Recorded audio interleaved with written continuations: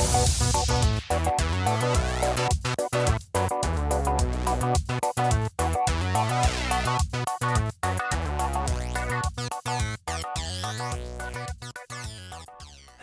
welcome to Alyssa Jean's Reviews. My name is Alyssa, and this is my review for Star Trek VI, The Undiscovered Country.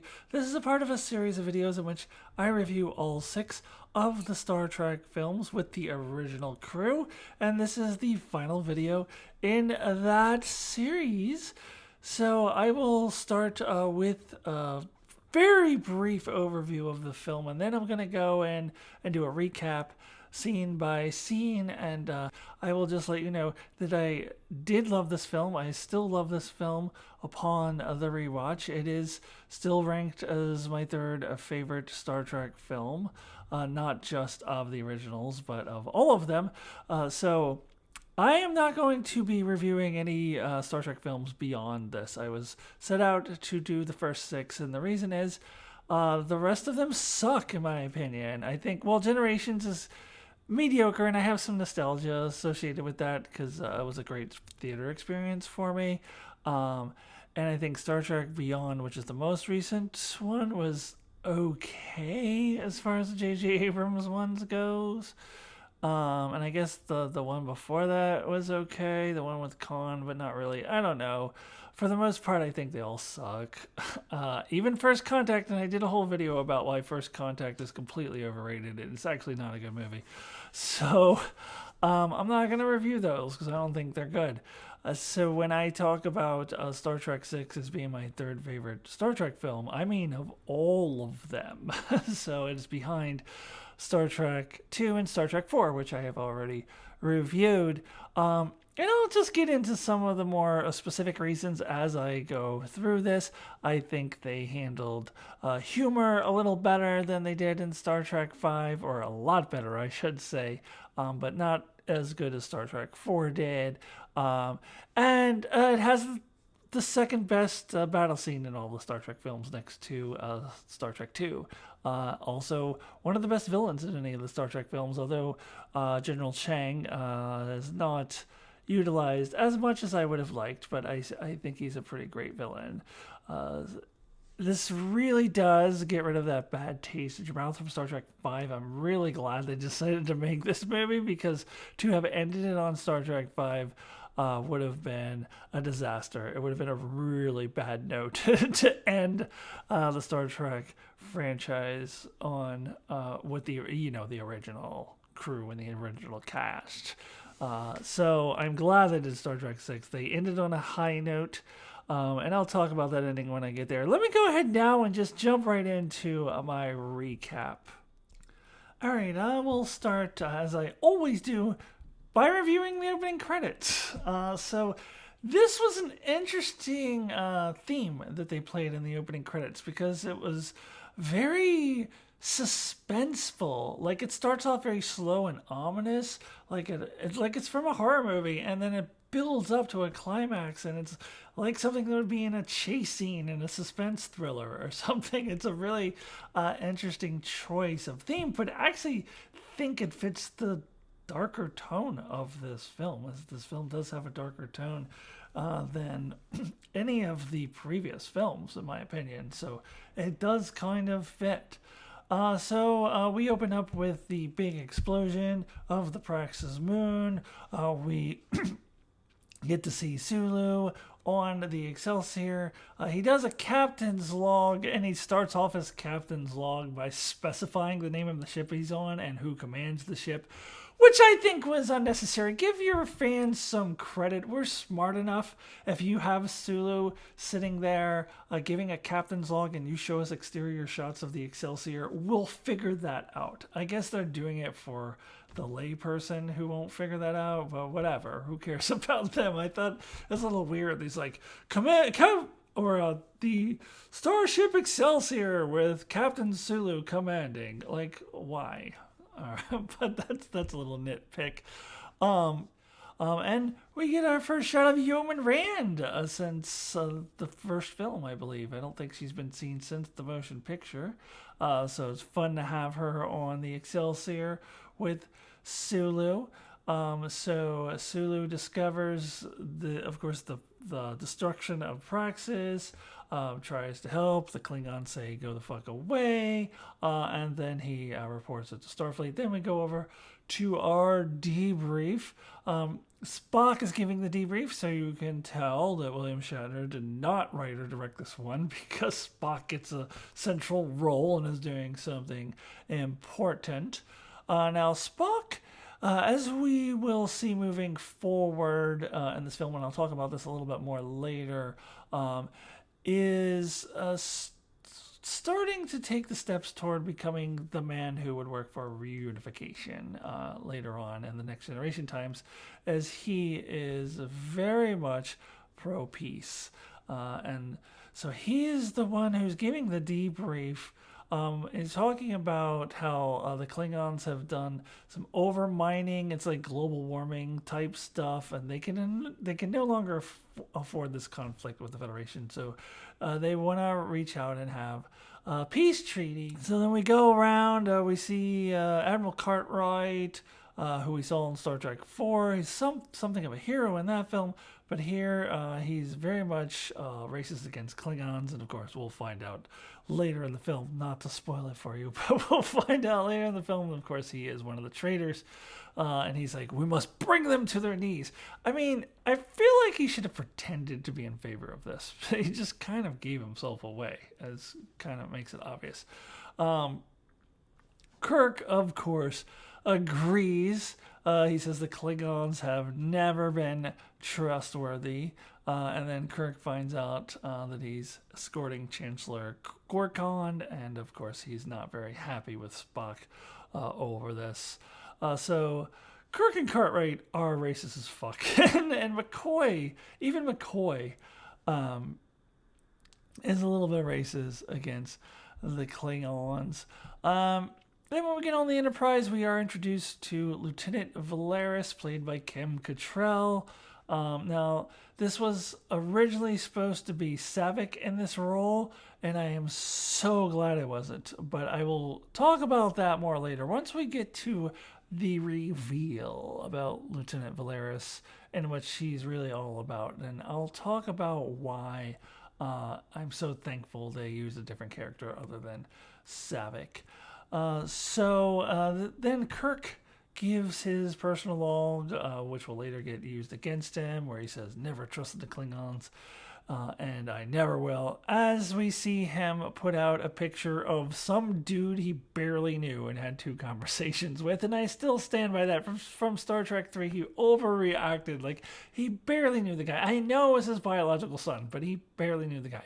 You can, be really upset, you can really grieve over the loss of your biological son, but let's not pretend like they were really close or anything, and that's what these films do, and it does bother me.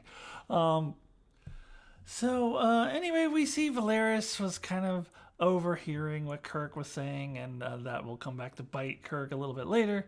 Valeris gets a lot to do early on in this film. They really seem to be setting her up as the next big Vulcan character in Star Trek, and Spock even goes so far as to say that he wants her to replace him.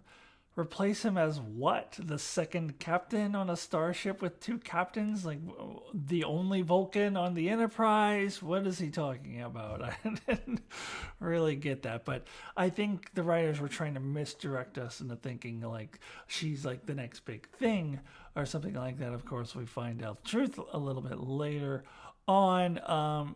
So then they meet up with the Kronos 1, the Klingon ship that is carrying the Chancellor.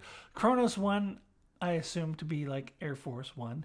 And it is one of those old school class of Klingon ships from the original series. So that is fun to see. I've been noticing when I'm watching this film that there's this clock above the view screen in military time. When did that happen? Like, I've never noticed that in any other film or any other show. Like, that just was distracting to me at times. It was a really interesting choice. Anyway, they're all, like, racist and worried about, eating dinner with the Klingons, and Chekhov goes, "Guess who's coming to dinner?" Because, Kirk, as he should, invites him for dinner. The Klingons come on board. We are introduced to General Chang, played by Christopher Plummer, who, as I alluded to earlier, is a great villain. We don't know necessarily at this point that he is the villain, but he looks like a very interesting character. Telling Kirk he's got sincere admiration for him, from one warrior to another. Then we, after they all leave the transporter room, there's these two crewmen who are talking about, "Oh, can't you believe we have those Klingons? They smell so bad." Blah, blah, blah. And we see Lieutenant Valerius say, "You men have work to do." And they're like, yeah. And she's like, "Well, snap to it."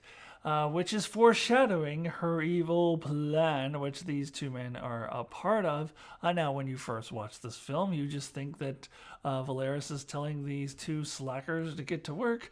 Once you get the context, you realize she's telling them to get to work on their evil plan. They're all in it on together. We get some interchanges between all the different characters at the dinner. I love how Gorkon says, "You haven't heard Shakespeare until you've heard it in the original Klingon." Kind of a callback to Chekhov and how he would always say everything originated in Russia. I actually believe Worf did this with Klingon too a little bit as well, not with Shakespeare specifically. So they're drinking Romulan ale. One of the Klingons points out that it is illegal. That seems like a bad idea on a diplomatic mission, which Kirk does say later on. He's like, "Note to self, no more Romulan ale will be served on diplomatic missions." But it was Valerius' idea, so clearly she wanted to get them all trashed so that she could pull off her plan a little more easily. So very smart on her part, not very smart on Kirk. What was he thinking, serving Romulan ale on diplomatic mission? Anyway, so Uhura and Chekhov are very, very awkward. Nobody's getting along. The Chancellor's daughter calls them racist. Chang is just being a flat-out dick. It's a very awkward dinner. As they were leaving, though, Gorkon is saying goodbye, and he reminded me so much of David Warner's other character, Gul Musset, who he plays a little bit later on in The Next Generation. And I talked about this in my Star Trek V review because David Warner is also in Star Trek V. But that dude he played in Star Trek V, that it was a human character. That guy doesn't remind me of either of his other characters at all, but Chancellor Gorkon does remind me a lot of Gul Musset sometimes. Certain lines that he speaks, it's the same kind of inflection. Although Gorkon obviously is a much gentler and generally nicer character than Gul Musset was. Anyways, so we see Kirk going to bed. He's wasted drunk, and Spock then calls him over to inform him of the radiation surge. And Kirk and Spock have a couple of humorous exchanges, and it was at this point where I was starting to notice that I really enjoyed how much they toned down the comedy from Star Trek V, where they really went all out, and it wasn't very funny, and it was over the top. And it was a little over the top in Star Trek IV as well, but it was well done there. So I think after Star Trek V, though, you can stop with the over-the-top comedy, and I like this more toned-down version. Although there is a couple missteps with that, which I'll get to a little bit later. So anyways, this is when they find out that the Enterprise is suddenly firing on the Klingon ship, and they have no idea what is happening. It's a very suspenseful, very exciting scene. I always love the scene when the Klingon ship starts losing gravity, and they're all floating, and when they get shot, like the pinkish blood starts floating in the air. Love the scene. Always have. Love the way that it's shot. So this is really when the movie starts getting good. The mystery is introduced. What is happening? Who is really killing the Klingons? Who's responsible for the assassination of Chancellor Gorgon? What's going on? And I generally did not know the first time that I watched this film. So it was a very good mystery and very well set up. And this is when the film really hooks you right here. So Kirk surrenders, goes over with McCoy. They try to save the Chancellor Gorgon. Chang is accusing them of everything. Of course, we know he's the one who's really behind it now that we've seen the film. But McCoy is unable to save Gorgon because at this time, the Federation doesn't have a lot of Klingon information in their medical database. So this makes a lot of sense. Of course, Next Generation time that would be different, but during this time, they wouldn't have a lot of that information. So McCoy's unable to save him, and then they get arrested by Chang. Then we cut over to the Federation president meeting with the Klingons, and the Federation president looks way too much like a Klingon to me. Like, when I first saw him, I was like, wait, the Federation president is also a Klingon? I mean, I know it's different, but it's way too similar. I think they should have made him a completely different type of alien. But another thing he does look like is the actor Kurtwood Smith, and that's because that's who's playing him. And, of course, I know him best from that 70s show. However, he will return to the Star Trek franchise a few years later in a really strong role as the villain Anorax in the wonderful, amazing, classic Star Trek Voyager episodes, The Year of Hell, parts 1 and 2. And I actually had no idea that that Kurtwood Smith was the president of the Federation until I rewatched this film. But I recognized him immediately. I was like, oh, hey, it's the guy from that 70s show. Anyways, so we find out that the daughter of Gorkon is now the Chancellor. She's still willing to do the peace talks. As long as they allow the Klingons to do whatever they want with Kirk and McCoy, and they don't ask them to extradite them. It seemed random to me that it was only Kirk and McCoy who got to go on trial for this. I think it was because they just happened to be on the ship at the time.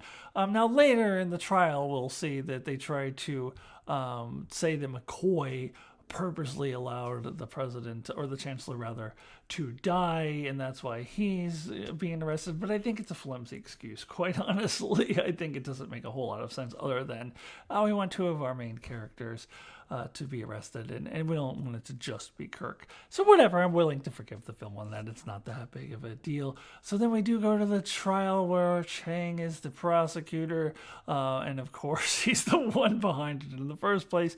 We have General Worf, played by Michael Dorn, who is the defense attorney, because as we have learned in Star Trek, every ancestor of every character looks exactly the same as them.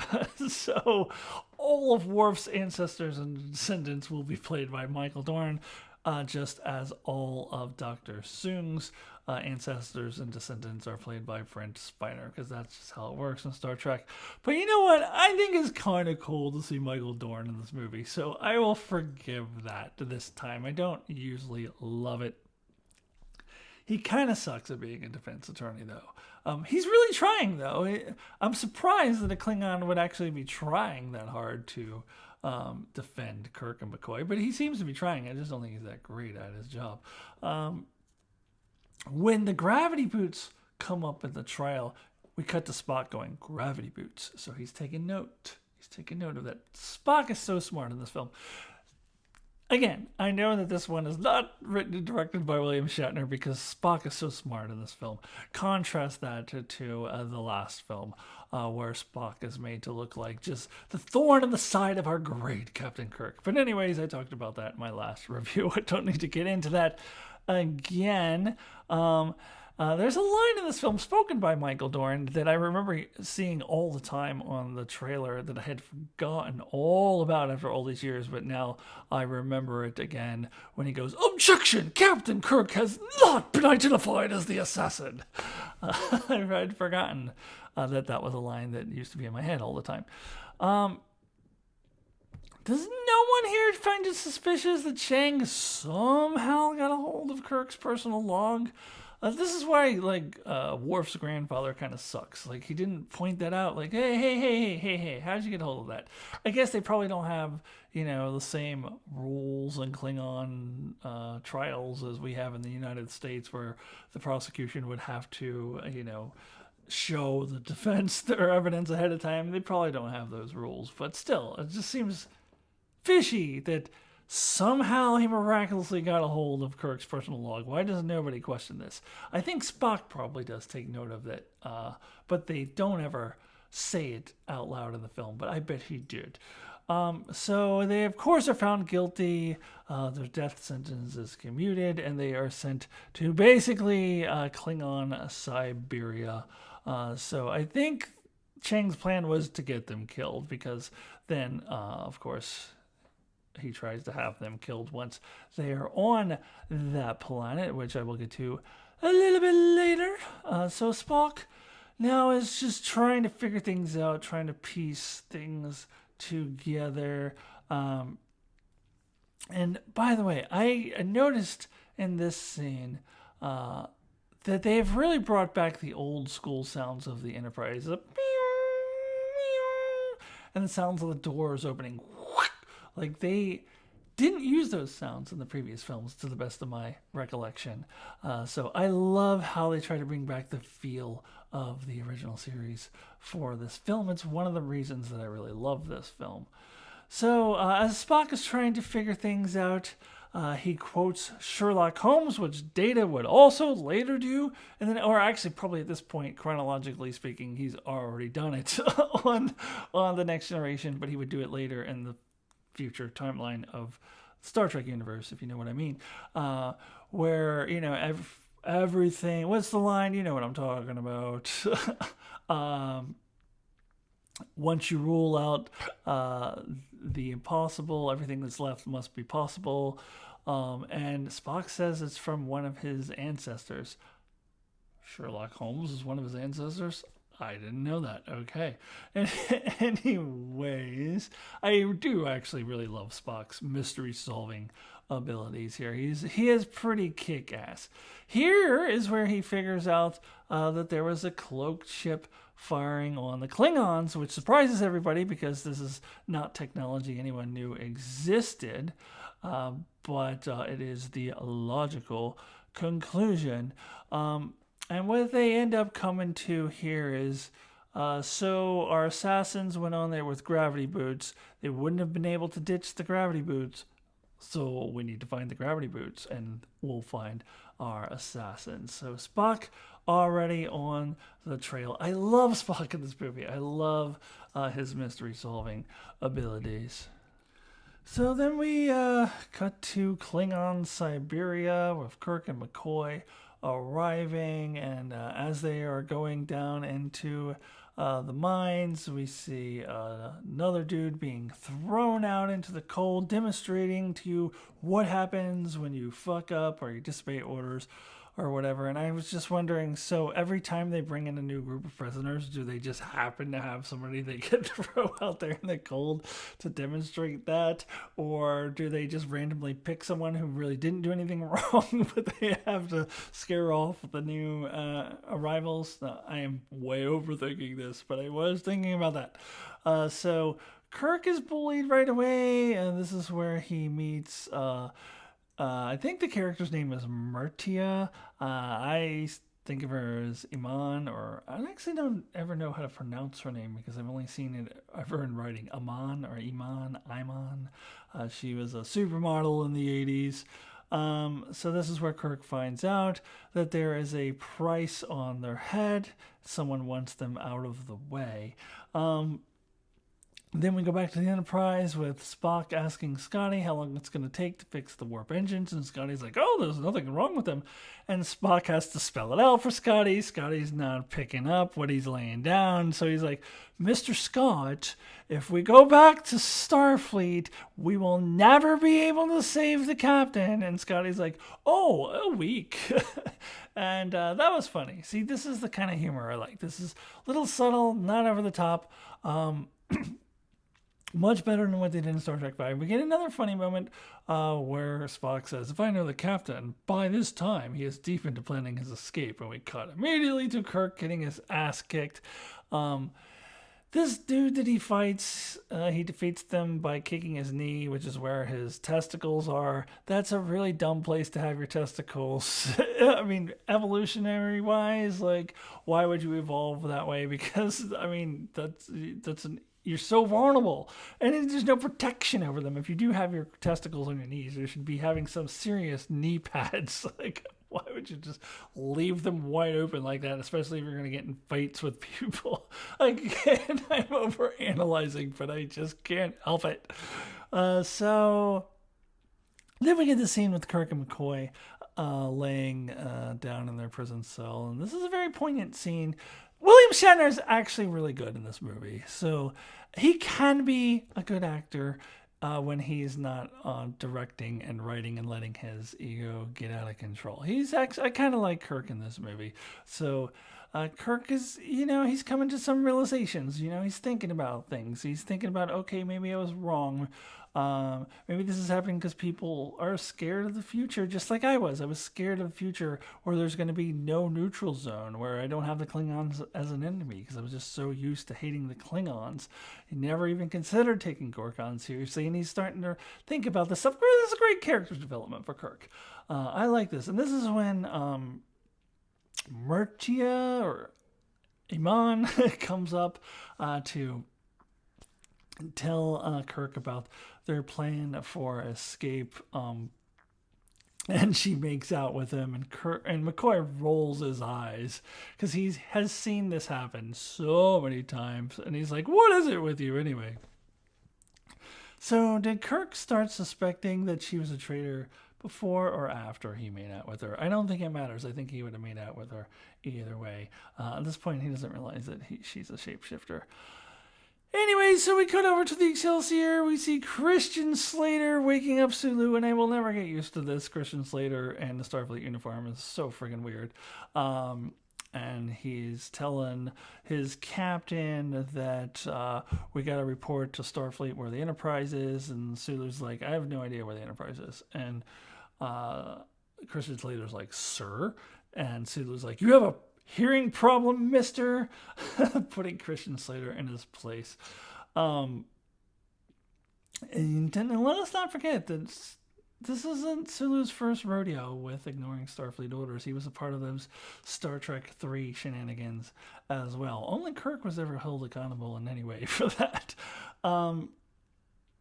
So then we see that Chekhov finds the sample of the Klingon blood. They search all of the uniforms. A boot is found, and Valeris is there, so we can piece together, probably in the aftermath, after we've seen the film all the way through, that she's probably trying to frame this dude. But later we see that the dude is being accused is not one of the guys we saw at the beginning where she said hop to it, which probably would mean nothing to us the first time through this movie because we wouldn't have really noticed that scene. But after having seen the film and seeing this guy, I'm like, oh yeah, no, that's not the dude. But this guy like really reminded me so much of Lieutenant Tarsus from the episode The Drumhead, the Next Generation episode, who was also falsely accused. I don't know, it seems like it was the same actor almost. A very similar guy. Of course, they realize that it's not actually him because he has these big giant webbed feet and he wouldn't be able to wear those boots. We cut back over to... I'll just call it the Klingon Siberia because I forget the name of that planet. Kirk and McCoy realize that Murtia is a shapeshifter. I'll get a little bit more into the shapeshifter of it all in just a minute. I do want to talk about that, but not right this second. So they get up to the surface. Wonderful scenes, like amazing shots of the landscape. Where was that filmed? It's very beautiful. They're just kind of hiking through the glaciers.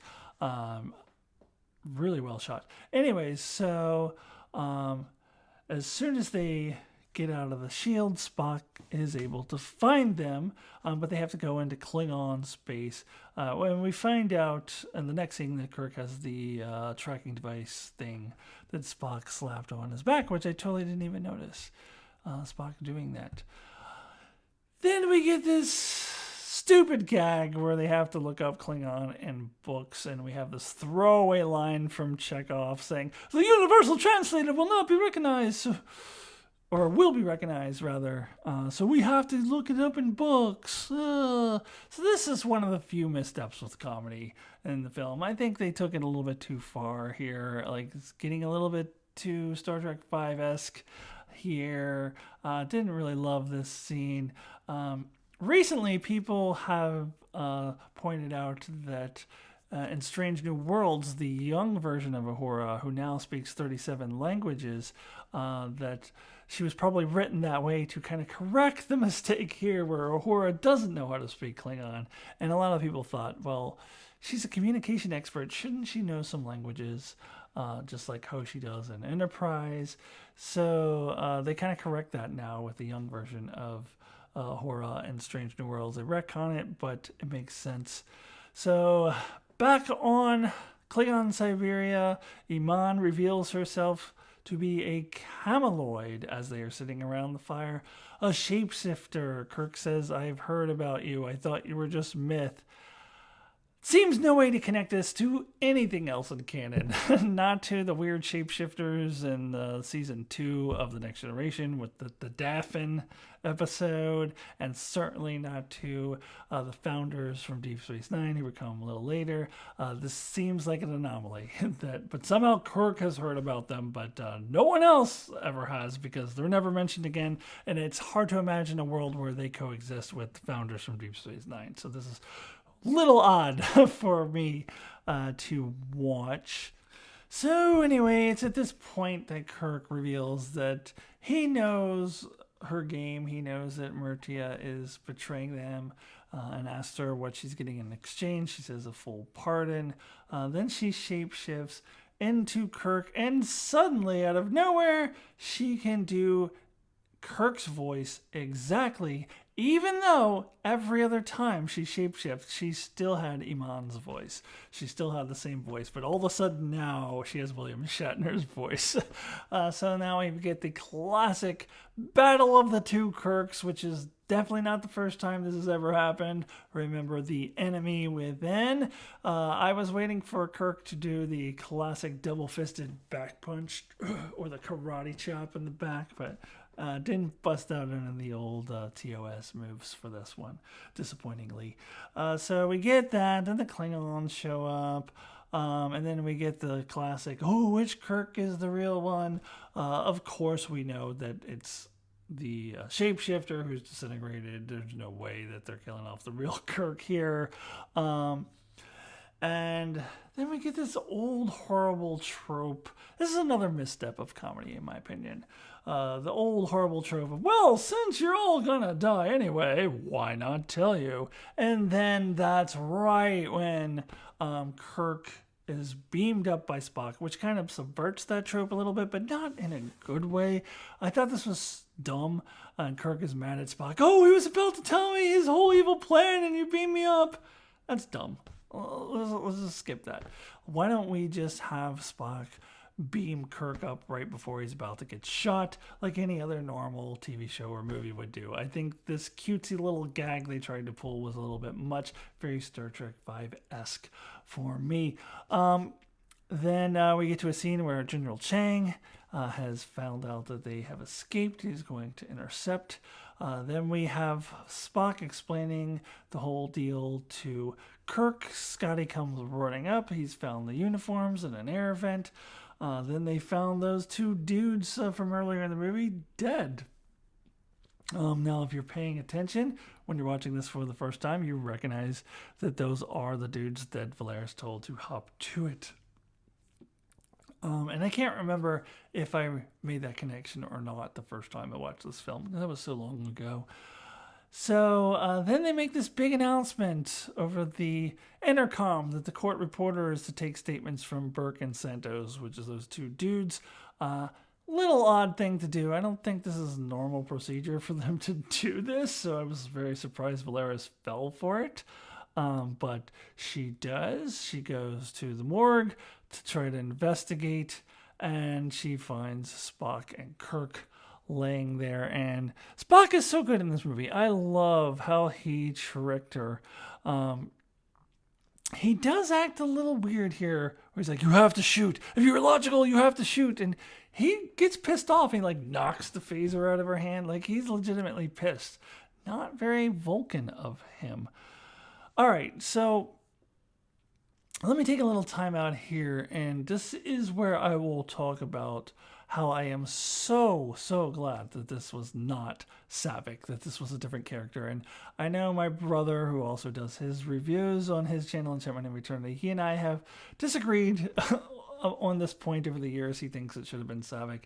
I completely disagree. I think that if it had been Savick, it would have been out of nowhere. It would have been completely out of character, especially the Robin Curtis version of Savick. I cannot imagine her betraying Starfleet in this manner. There's just no way. I would have been taken out of the film. I would have been like, there's no way in hell Savick would betray Starfleet. So I am so glad that they used a different character. And also, if they had used Savick, I would be like, what? There's only one female Vulcan in all of Starfleet? We can't have multiple female Vulcans in Starfleet? I mean, come on. Anytime you need a female Vulcan, it has to be the same freaking character over and over. That's ridiculous. So it was perfect that they had a different character here. It really works well for me, and I'm so glad that they did. So anyway, we get the scene where she's on the bridge and they're interrogating her. She calls them traitors of the Federation. She uses Kirk's own words against him. And this is where Kirk's like, "Oh, so you're the one who gave them my log to use in that trial." And Spock probably had already been thinking about it. So Kirk then like sits down with this like this look on his face when she uses his words against him. And it kind of mirrors David's death scene. Very similar kind of look, except that he doesn't miss the chair this time. He actually gets to sit in the chair. But I like that touch. I like that it mirrored that scene. And she reveals there's a conspiracy with the Klingons and the Federation, but refuses to tell them anything else. And this leads to the famous mind meld scene, which I absolutely love. So this mind meld is not the usual mind meld. There's no your mind to my mind, your thoughts to my thoughts. It doesn't do the whole preamble, which shows that you don't really need to say that every time. They just like to, I guess. But this is Spock and Valeris talking simultaneously at the same time, which I think is how mind melds would work. And I don't know that we had ever seen it done this way before or after, quite honestly, but I like it. I think this is how mind meld should work. And it's a great scene. Absolutely love it. And then we get some reveals here that Admiral Cartwright is one of the traitors. Again, he shouldn't have been so obvious about it. Also, Sisko's grandfather is a traitor. I kind of just made that up because Sisko, his dad, of course, is played by the same actor. So I said in my Star Trek 4 review that I bet they're going to say in canon at some point that he's Sisko's grandfather because he's the same actor. But I don't think they have, actually. Anyways, we find out General Chang. That's not really a shock. He was kind of a dick. The Romulan ambassador, also not too much of a shock because the Romulans, of course, would want the Klingons and Federation warring with each other. Really, the biggest surprise in all of this was Valeris herself.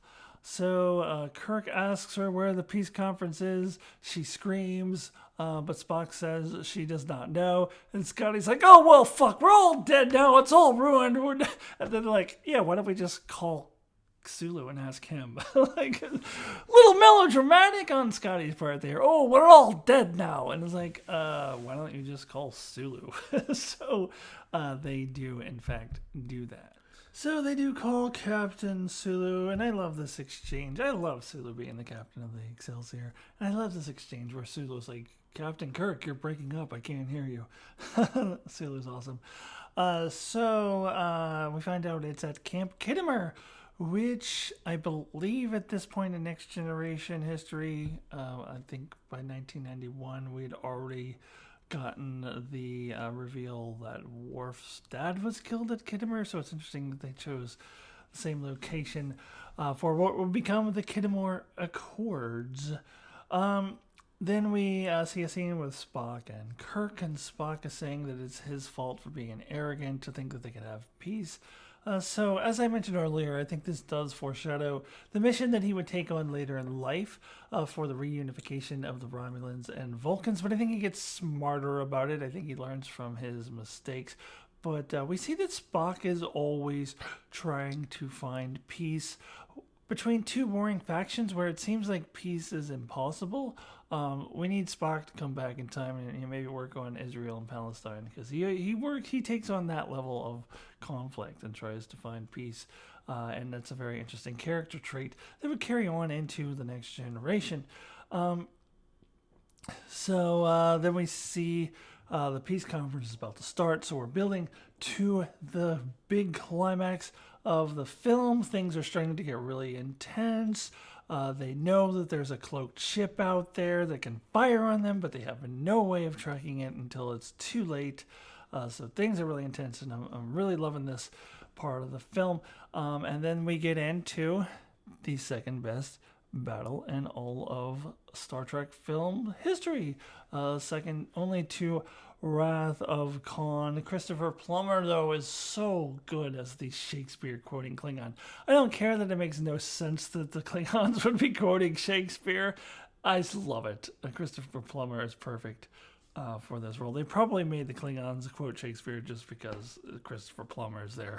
But it works so well, even if it is a little unusual for the Klingons. Uhura comes up with the plan to jerry-rig that photon torpedo. Uhura having her best movie. This is her best movie. Maybe one of her best appearances ever, since she doesn't do a whole lot in the original series. Meanwhile, the film keeps flashing over the peace conference, building up the tension, showing us something nefarious is about to go down.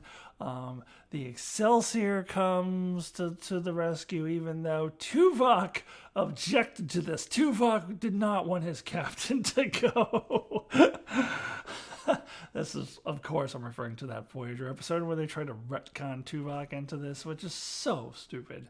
That was so dumb. They did it for the 30th anniversary of Star Trek at the same time that Deep Space Nine was doing the Trials and Tribulations episodes. And though I have said the Trials and Tribulations episode is really overrated, it's definitely the far superior tribute episode to the one with Tuvok telling Sulu not to go to help Kirk. That was stupid. So anyways, despite Tuvok's objections, Sulu goes anyway. So Spock and McCoy, meanwhile, are dramatically preparing that torpedo. And I took note of the line of McCoy saying, "I'd give real money if he shut up," talking about Chang quoting Shakespeare. One of the several instances that you'll catch in Star Trek where they act as if money exists, even though they've said several other times that it is a cashless society and there is no money anymore, but they still say things like, "I'd give real money for him to shut up." Anyways, they get that torpedo thing together just in the nick of time, and this is a good Kirk scene when he goes, "Fire!" I love it. And they focus in on Chang's face. And then he does "to be or not to be," and then they find him, they hit him, and then both ships start firing on him and blow up the ship. Great, exciting battle. Love it. So then they get to the Accords just in time for Kirk to dramatically save the president from assassination. Scotty happens to find the assassin before he can kill Valeris, because she is the one who's given the confession. And then Cartwright tries to get away, but Sulu shows up and goes, "Not so fast, Admiral Cartwright." That's not his exact line, but he He should have said that. That's the that would fit for that scene. Anyways, Kirk makes this big speech, and it was a good speech. You know, it shows that Kirk has had some character growth. And the daughter of the Chancellor says, "You restored my father's faith," and Kirk says, "You've restored my son's." And then everybody claps. Good scene. Good scene. Then we get them saying goodbye to Sulu, and Sulu is posing like for a family photo with the rest of his crew, like they're all standing like they're taking a big group photo for some reason. I don't know. It was weird. Nice scene. I would have loved to have seen a Sulu Excelsior film or show, or even like a short film or something, but it was never to be. So then they have orders to go back to space dock and be decommissioned, and Spock says, "If I were human, I would say go to hell." Now, this is just silly. Like, why don't they just go back? Like, they have to defy orders just for no reason, just so they can fly around the sun one more time or whatever, do one more joyride. It's a little silly, but you know what? It works for me. It's a really good ending. They're wrapping up the films for the original crew. They wanted to make it kind of, have some closure to it, which made a lot of sense, and it was so much better than if they had ended on Star Trek V. So even though it's a bit silly that they would do this, I do find it to be an appropriate ending, and I like it. All right, and that does it for my recap. That's the movie. So let me go ahead and give you my rating out of 10 for the final time for my Star Trek film reviews. So 1 would be the lowest possible score, and 10 is the highest possible score. My rating out of 10 for Star Trek VI, The Undiscovered Country, is an 8. As I said, my third favorite Star Trek film ever. And if you're keeping track at home, Star Trek II was a 10, Star Trek IV was a 9, Star Trek VI is an 8, Star Trek III was a 7, Star Trek the Motion Picture, I'd given a 5, but I've been thinking about it, and I think in retrospect, I should retroactively give it a 4, because I think a 5 is too high for that movie. So we'll call it a 4, even though I said a 5 in my review. And then, of course, Star Trek V is a 1. The worst. So, this is up there. This is one of the best Star Trek films. Thoroughly enjoyed it. As I said, second best battle in all of Star Trek film history. Really enjoyed this rewatch, and that's it. I'm done rewatching Star Trek films, but I will continue reviewing Star Trek Strange New Worlds. So if you're not watching my reviews for that, please subscribe. Please hit the like button on this and all other videos. And I will see you all really soon. Goodbye.